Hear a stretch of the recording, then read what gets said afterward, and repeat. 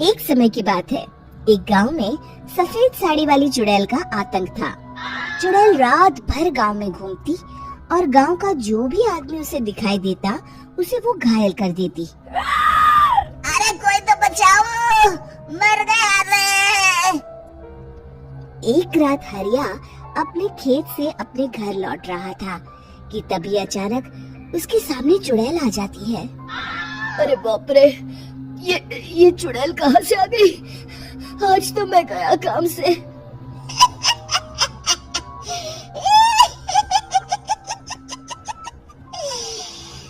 आज मुझे मेरा शिकार मिल गया। अरे चुड़ैल दीदी, मुझे छोड़ दो। जैसे ही चुड़ैल हरिया की तरफ बढ़ती है, हरिया वहाँ से भाग जाता है और अपने घर के दरवाजे पे पहुँचता है।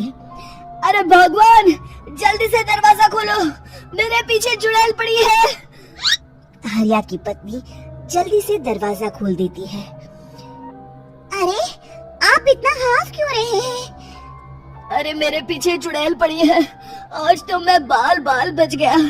जल्दी से सभी दरवाजे और सभी खिड़कियों को बंद करके बत्ती बुझा दो। तभी चुड़ैल हरिया के घर के पास पहुंच जाती है। अरे वो आदमी कहाँ गायब हो गया? मैं भी देखती हूँ आखिर कब तक बचेगा। मैं अपने शिकार को इतनी आसानी से नहीं छोड़ती। इतना कहकर चुड़ैल वहाँ से चली जाती है। वहीं दूसरी तरफ हरिया और उसकी पत्नी दोनों अपने घर की खिड़की से ये सब देख रहे होते हैं। अरे बाप रे, ये तो बड़ी डरावनी चुड़ैल थी। अगले दिन ये बात आग की तरह पूरे गांव में फैल जाती है और धीरे धीरे लोग चुड़ैल के डर के मारे शाम होते ही अपने घरों से बाहर निकलना बंद कर देते हैं। कुछ दिनों के बाद भाई, मैंने तो इस चुड़ैल के डर के मारे रात को अपने खेतों को पानी देना बंद कर दिया है।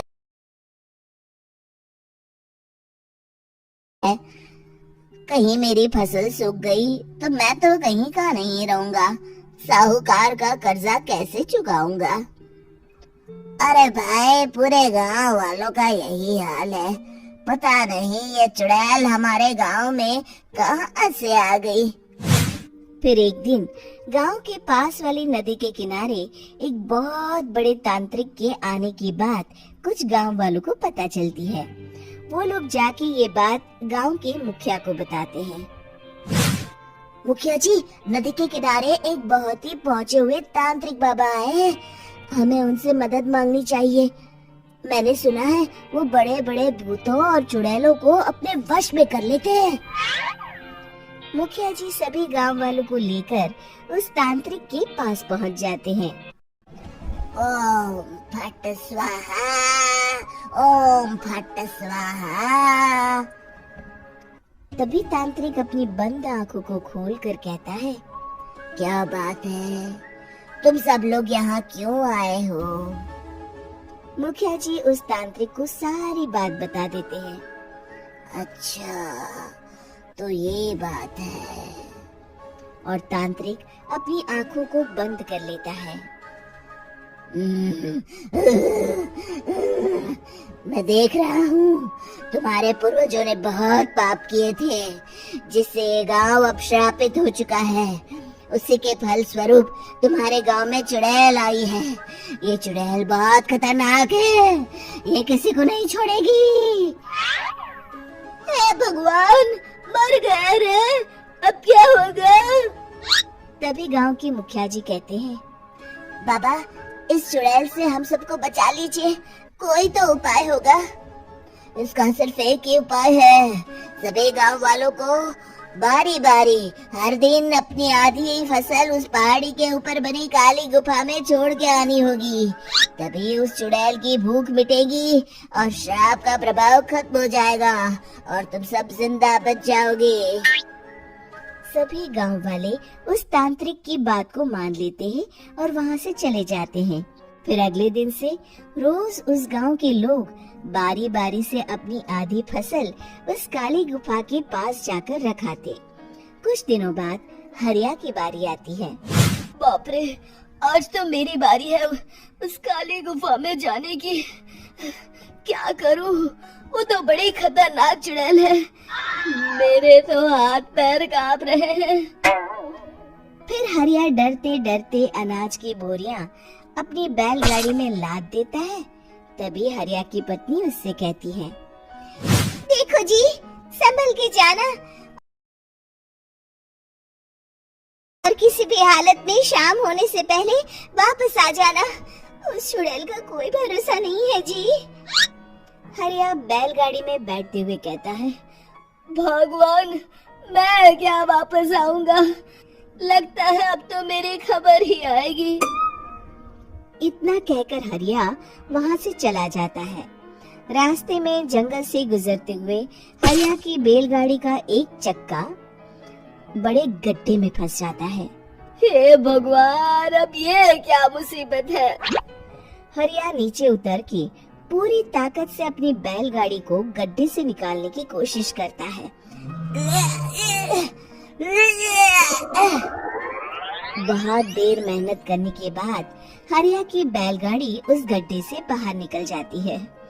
हे भगवान, अब तो शाम होने वाली है। आज तो मैं गया काम से।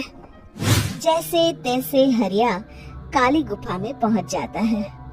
अरे मर गया रे, यहाँ तो चारों तरफ डरावना माहौल है। मैंने यहाँ आने में बहुत देर कर दी, कहीं चुड़ैल नाराज न हो जाए। हरिया अनाज की बोरियां वहां रख के जैसे ही जाने लगता है, तभी उसे किसी के आने की आवाज सुनाई देती है। हरिया एक कोने में छुपकर अंदर देखने लगता है। चुड़ैल वहां आती है और फिर अपने चेहरे से नकली चुड़ैल का मुखौटा निकाल देती है। हरिया ये देख के हक्का बक्का रह जाता है। तभी चुड़ैल कहती है, भैया यहाँ आना, आज तो बहुत अनाज आया है। इसे मिलाकर अब हमारे पास ढेर सारा अनाज जमा हो गया है। कल ही हम इसे शहर में बेच आएंगे और माला माल हो जाएंगे। तभी अंदर से नदी के किनारे वाला तांत्रिक बाहर आता है। अरे, ये तो तांत्रिक बाबा है। हाँ, अब तो हम दोनों की जिंदगी मजे में कटेगी। गांव वालों को बेवकूफ बनाना इतना भी मुश्किल नहीं था।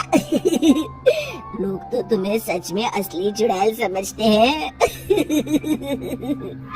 हाँ, तुमने सही कहा।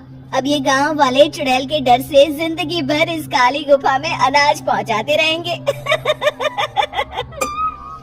अच्छा, तो ये बात है। ये दोनों पूरे गांव वालों को बेवकूफ बना रहे हैं। अभी जाकर सबको बताता हूँ। हरिया उन दोनों की पूरी बातें सुन लेता है और जल्दी से वापस गांव में आता है। गांव वालों को पूरी बात बता देता है। इससे पहले वो दोनों हमारा अनाज लेकर शहर जाए, हमें उन दोनों को पकड़ना होगा। उधर दूसरी तरफ नकली तांत्रिक और नकली चुड़ैल बनी औरत एक बड़ी गाड़ी में सारा अनाज लाद के वहां से निकलने की तैयारी कर रहे होते हैं। जल्दी करो, इससे पहले हमें कोई देख ले। हमें यहाँ से निकलना होगा। और तभी वो दोनों देखते हैं कि सामने से सभी गांव वाले अपने अपने हाथों में मशाल लेके आ रहे हैं। दोनों बुरी तरह डर जाते हैं। रुक जाओ, तुम दोनों का भांडा फूट चुका है। अरे मर गए रे, ये गांव वाले कहाँ से आ गए? तुमने क्या सोचा इतनी आसानी से यहाँ से निकल जाओगे? ये अनाज हमने अपने खून पसीने से दिन रात खेतों में मेहनत करके उगाया है। दोनों मुखिया जी के पैरों में गिर जाते हैं।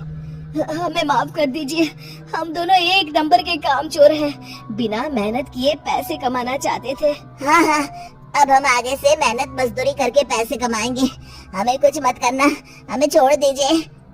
इतना कह के दोनों गांव छोड़ के भाग जाते हैं और सभी गांव वाले फिर से खुशी खुशी रहने लगते हैं। शिक्षा। तभी तो कहते हैं कि किसी भी समस्या का समाधान केवल सूझबूझ से ही करना चाहिए और कभी हिम्मत नहीं हारनी चाहिए। दोस्तों, हमें उम्मीद है कि आपको हमारी ये कहानी पसंद आई होगी। कृपया हमारे चैनल को सब्सक्राइब करें और सभी अपडेट्स के लिए बेल आइकन जरूर दबाएं।